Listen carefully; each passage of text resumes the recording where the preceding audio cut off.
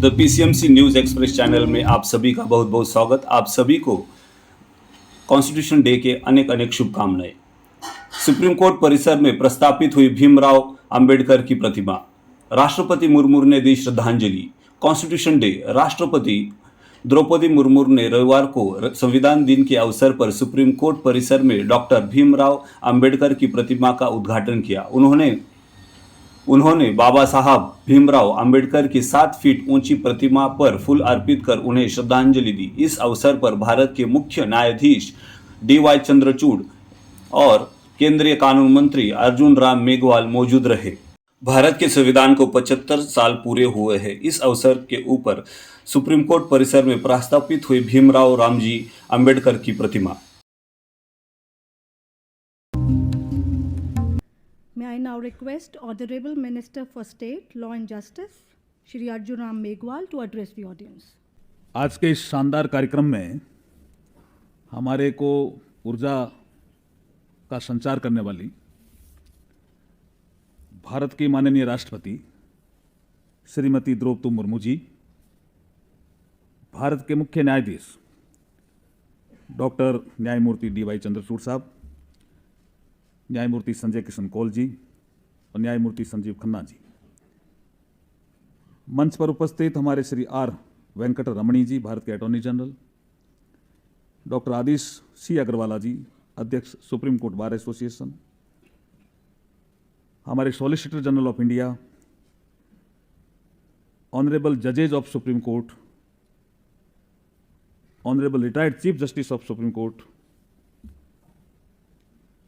और अलग अलग हाई कोर्ट से भी यहाँ मुझे दिख रहे हैं माननीय चीफ जस्टिस,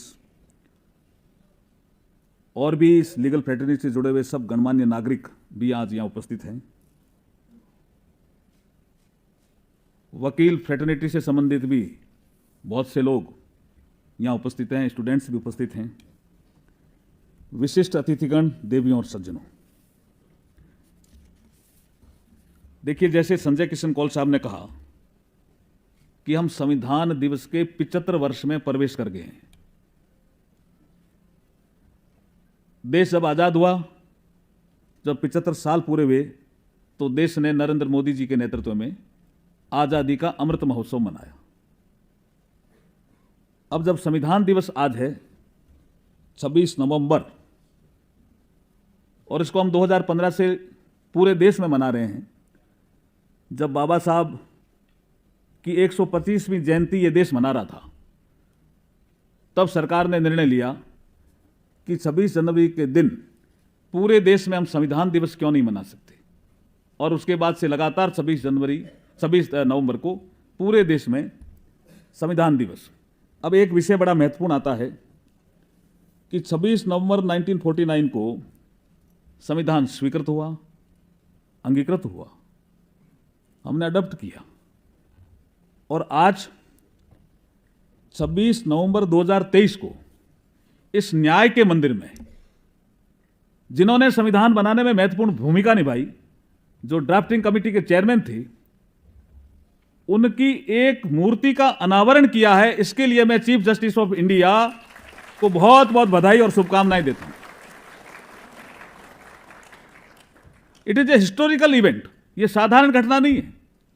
अभी जब हम उस मूर्ति को देख रहे थे महामहिम राष्ट्रपति जी के साथ, तो महामहिम राष्ट्रपति जी भी पूछ रहे थे कि इस वकील की ड्रेस में बाबा साहब की मूर्ति मैंने पहली बार ही देखी है। यह भी बहुत बड़ा एक हिस्टोरिकल इवेंट है। एक लिविंग कॉन्स्टिट्यूशन का विषय आया, और यह विषय हर जगह आता है। जीवित दस्तावेज है हमारा संविधान, यह आता है, डिबेट में भी आता है। एक बड़ा विषय था बाबा साहब के सामने, जब संविधान को ड्राफ्टिंग कमेटी के सामने जब रख रहे थे, तब किसी ने कहा कि स्वतंत्रता पहले ले लो डिस्कशन में, लिबर्टी, क्योंकि फ्रेंच रिवॉल्यूशन में भी विषय लिबर्टी, इक्वलिटी, फ्रेटर्निटी ऐसे आया। बाबा साहब ने कहा ठीक है, उस समय हम आजाद नहीं थे, तो हमारे लिखने वालों ने लिखा होगा, लेकिन मुझे पता है कि हमारे यहां समानता पहले आई। और बहस के दौरान उन्होंने कहा वैशाली का गणराज्य इस संसार का पहला गणराज्य, और गणराज्य जब आता है, जब समानता आती है, स्वतंत्रता आती है, भाईचारा आता है, इसलिए मैं पहले इक्वलिटी को मैं तो देता हूं। तो आपने देखा होगा संविधान के आर्टिकल 14 और 18 में पहले इक्वलिटी है, उसके बाद लिबर्टी है। समानता शब्द उनके मन में बहुत महत्वपूर्ण था। मैं इस अवसर पर, राष्ट्रपति जी हमारे बीच में है, हमारा मार्गदर्शन करेंगे, चीफ जस्टिस ऑफ इंडिया भी हमारा मार्गदर्शन करेंगे, लेकिन संविधान निर्माण के समय 17 समितियां बनी थी। जैसे अभी ये मूर्ति डॉक्टर बाबा साहब अम्बेडकर की जी बनी, तो 2 जज शायद उस समिति के सदस्य थे, गवई साहब थे या खन्ना साहब थे, कौल साहब थे, जो भी, ये लेकिन समितियां महत्वपूर्ण होती है, मैं ये खाली इतना इंडिकेट कर रहा हूं। 17 समितियां बनी।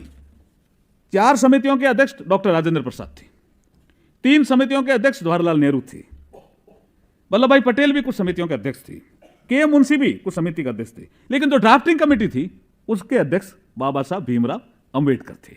यह महत्वपूर्ण समिति थी। और इस समिति ने जब काम करना शुरू किया तो आप देखेंगे कि एक बार इतने संशोधन आ गए तो किसी ने कहा इतने संशोधन का करोगे क्या?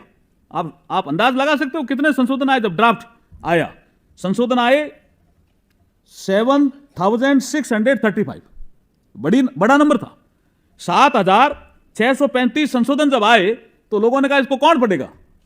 डॉक्टर BR अम्बेडकर साहब खड़े हुए कि जिन्होंने भी संशोधन दिए हैं, हमारे संविधान निर्माण करने वाली जो सभा है वो उसमें भी 299 सदस्य थे, चाहे इन्होंने दिए हैं, चाहे राजाओं के प्रतिनिधियों से आए हैं, चाहे जनता से आए हैं, चाहे वकीलों से आए, एक एक संशोधन को मैं पढ़ूंगा।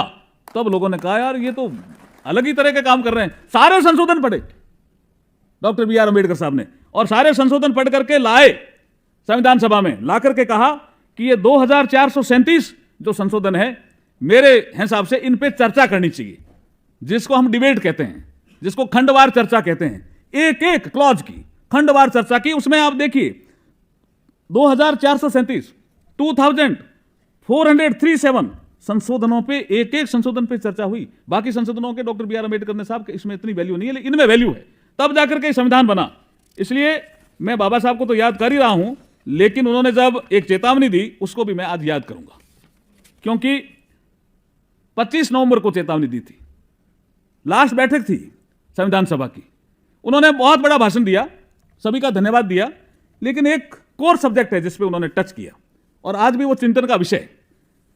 अपने भाषण के अंत में कोट अनकोट है, अपने भाषण के अंत में देश के नागरिकों को देश के सामाजिक व आर्थिक क्षेत्र में व्याप्त घोर विषमताओं का जिक्र करते हुए कड़ी चेतावनी देते हुए बाबा साहब ने कहा 26 जनवरी 1950 को संविधान लागू करके देश लोकतांत्रिक होगा। We will be the democratic country.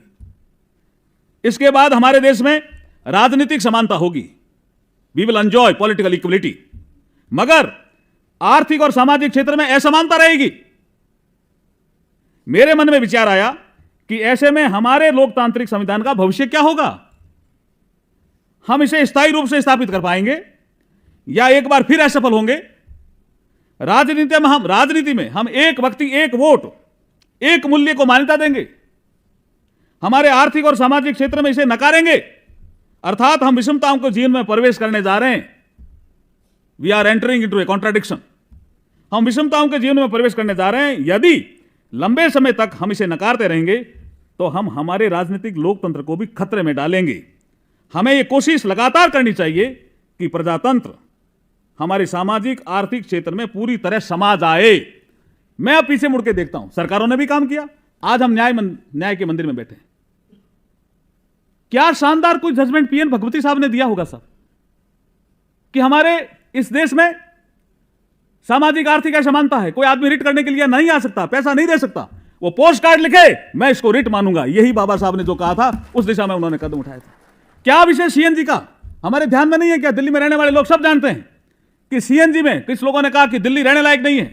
क्या हम धुएं में रहेंगे? क्या कुछ मकान होंगे जिसमें लोन होंगे? आम नागरिक ने ऐसा सोचा।